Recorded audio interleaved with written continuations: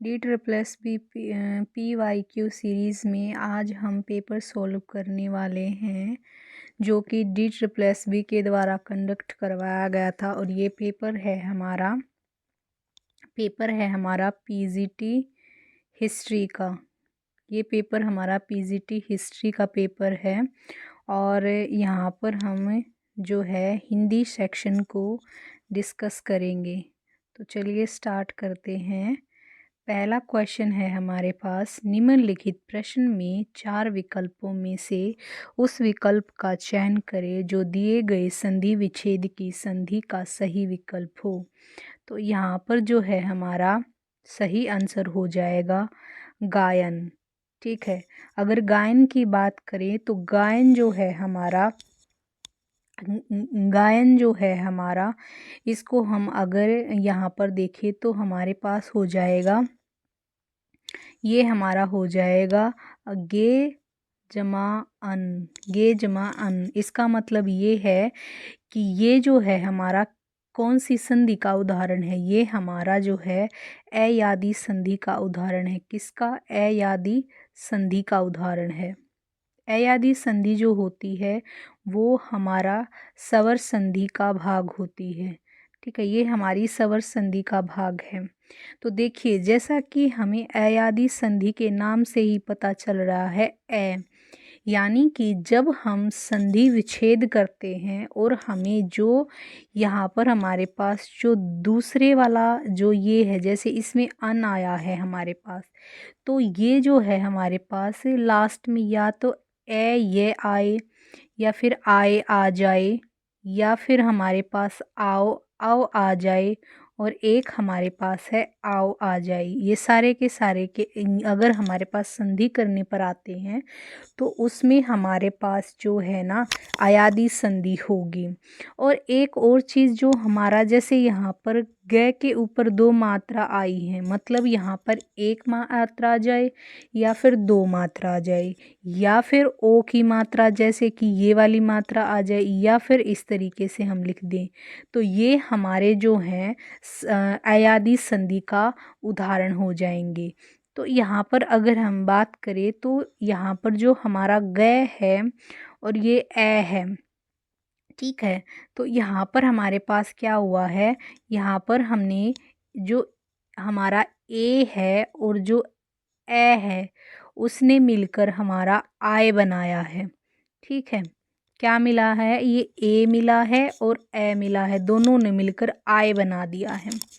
आगे चलते हैं। अगला क्वेश्चन है हमारे पास कि निम्नलिखित प्रश्न में 4 विकल्पों में से उस विकल्प का चयन करें जो दिए गए संधि का सही विच्छेद हो। तो यहाँ पर हमारे पास संधि दी गई है प्रत्यूष। क्या दी गई है संधि हमारे पास? प्रत्यूष। तो प्रत्यूष का सही संधि विच्छेद हो जाएगा हमारे पास प्रति जमा में ऊस। क्या हो जाएगा? प्रति जमा में ऊस।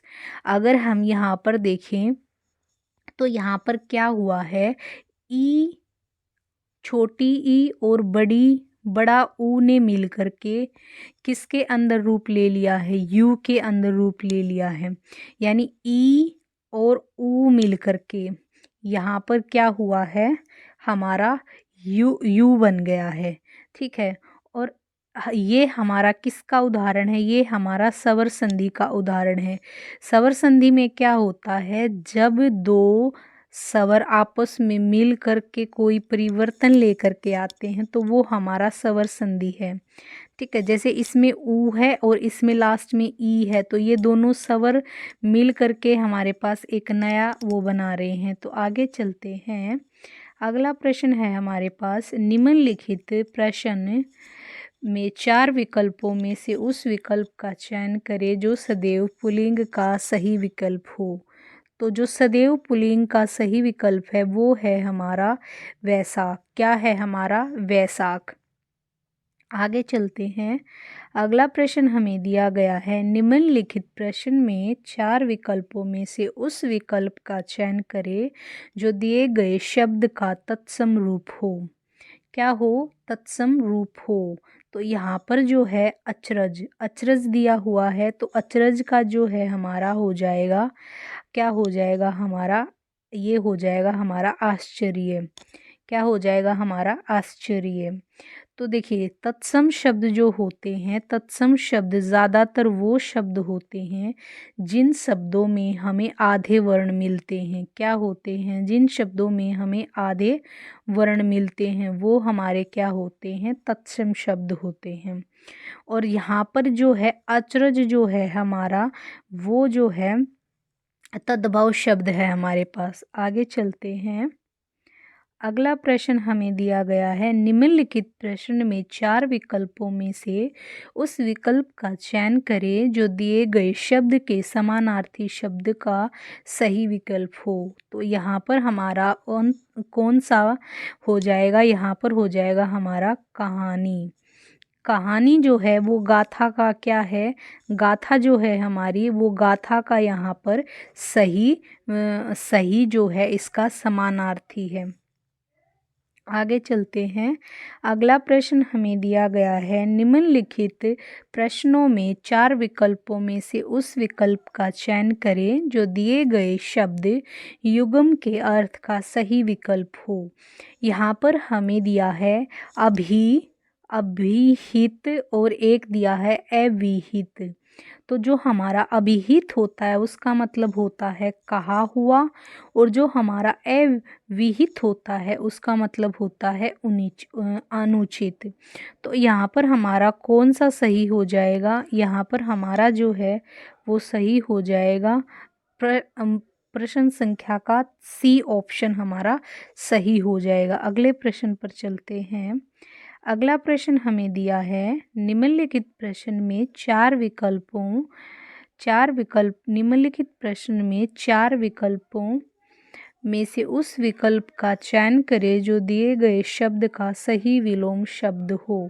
यहाँ पर हमें कृतघ्न दिया है। कृतज्ञ का मतलब होता है जो किसी का, मतलब कृतज्ञ का मतलब होता है जैसे अगर मान लेते हैं जो किसी का आभारी होता है, मतलब अगर किसी ने उसका जैसे, तो यहाँ पर जो है अगर मैं कृतज्ञ की यहाँ पर हम लोग समानार्थी की बात करें तो यहाँ पर हो जाएगा हमारा आभारी हो जाएगा, आभारी।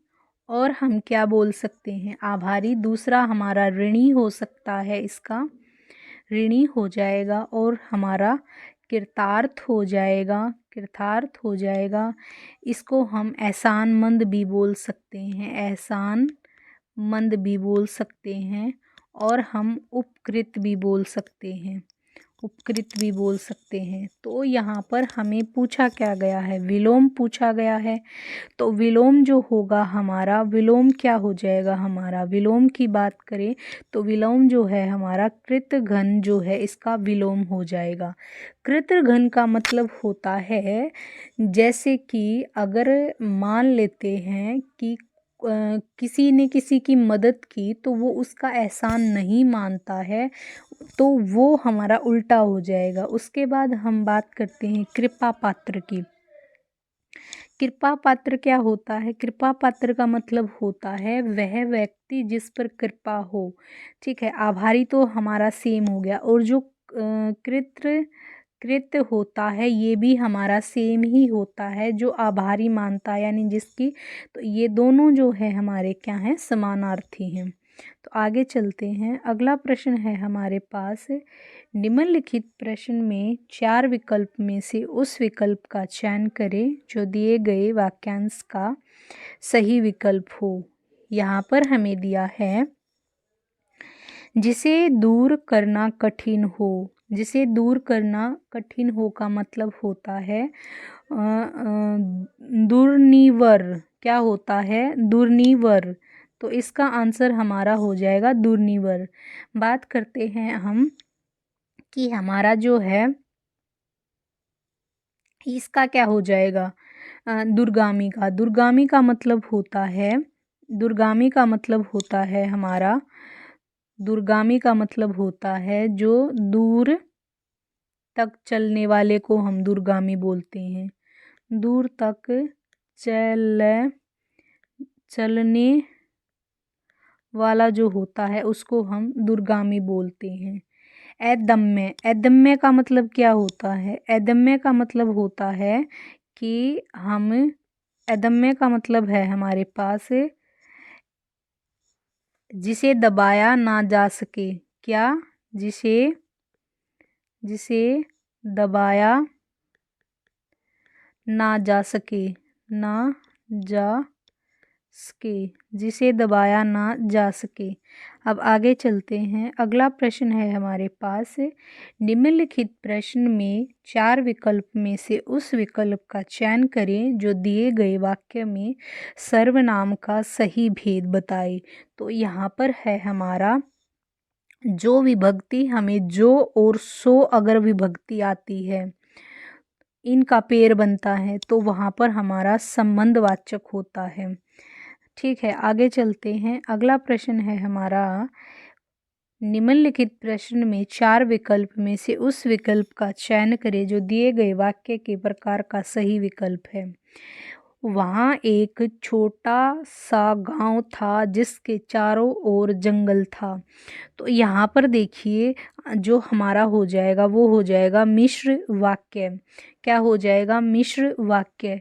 क्योंकि यहाँ पर जो जिसके चारों ओर, मतलब ये चीज़ इस पर डिपेंड कर रही है, मतलब इन दो जो जानकारी जो दे रहा है, तो इसकी वजह से यहाँ पर हो जाएगा हमारा संयुक्त मिश्र वाक्य। अगला है हमारा प्रश्न, निम्नलिखित प्रश्न में 4 विकल्प में से उस विकल्प का चयन करें जो दिए गए वाक्य के काल के भेद का सही विकल्प हो। यानी यहाँ हमें काल बताना है। बारिश होकर नदियों में पानी भर गया, यानी कि बात हम अभी की कर रहे हैं और काम जो है वो कंप्लीट हो चुका है। अगर काम कंप्लीट हो गया है तो इसका मतलब हम पूर्ण वर्तमान काल की बात कर रहे हैं, तो हमारा जो है इसका हो जाएगा पूर्ण वर्तमान काल।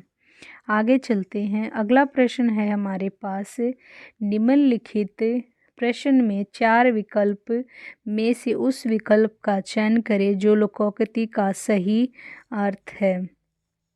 तो यहाँ पर देखिए क्या हुआ है, यहाँ पर जो है हमें बताना सही। इसने कहा है कि 9 दिन चले 2.5 कोस। देखिए एक कोस में लगभग 3 किलोमीटर पॉइंट समथिंग किलोमीटर होते हैं। अब ये 9 दिन के अंदर 2.5 चले हैं, मतलब बहुत ही कम चले हैं, यानी बहुत अधिक समय में बहुत कम काम करना। क्या हो जाएगा? बहुत अधिक समय में बहुत कम काम करना। आगे चलते हैं। अगला प्रश्न है हमारा, निम्नलिखित प्रश्न में 4 विकल्पों में से उस विकल्प का चयन करें जो दिए गए लोकोक्ति का सही विकल्प हो। उल्टा चोर कोतवाल को डांटे। क्या करे? उल्टा चोर कोतवाल को डांटे। तो यहाँ पर अगर हम बात करें तो क्या हो जाएगा हमारे पास कि दोष अपना होने पर भी स्वीकार न करके दूसरे को दोषी ठहराना। क्या हो जाएगा? दूसरे को दोषी ठहराना। आगे चलते हैं। अगला प्रश्न है हमारे पास, निम्नलिखित प्रश्न में 4 विकल्प में से उस विकल्प का चयन करें जो उचित विराम चिन्ह युक्त वाक्य का सही विकल्प हो। तो यहाँ पर हमारे पास जो अल्प विराम दिया हुआ है, ये वाला बिल्कुल सही है। क्या है हमारा? ये वाला बिल्कुल सही है। क्या हो जाएगा हमारा? ऑप्शन नंबर बी बिल्कुल करेक्ट हो जाएगा। आगे चलते हैं। अगला प्रश्न है हमारे पास कि ये हमारा जो है आंसर गलत था, तो सभी को जो है इसका बोनस पॉइंट दिया गया था। अगले प्रश्न पर चलते हैं। अगला जो दिया गया है, हमें गद्यांश दिया गया है। अब सभी लोग इस वीडियो को पॉज करके पहले इस गद्यांश को पढ़ेंगे, उसके बाद हम अपने प्रश्न पर आगे बढ़ेंगे। तो सभी लोग इस वीडियो को पॉज करेंगे और पढ़ेंगे। आई होप आपने पढ़ लिया होगा। अब हम अपने प्रश्न पर चलते हैं। पहला प्रश्न हमें दिया गया है कि शिक्षा क्या होता है। तो यहाँ शिक्षक क्या होता है? तो शिक्षक जो होता है वो एक क्या होता है? अभिनेता होता है। आगे चलते हैं। अगला प्रश्न है हमारा, सम्मानजनक शब्द से व्यक्ति क्या बनता है। तो जो सम्मानजनक शब्द है उससे व्यक्ति क्या बनता है, उससे व्यक्ति बनता है उदात्त एवं महान। क्या बनता है? उदात्त एवं महान। अगला प्रश्न है, शिक्षक किस प्रकार से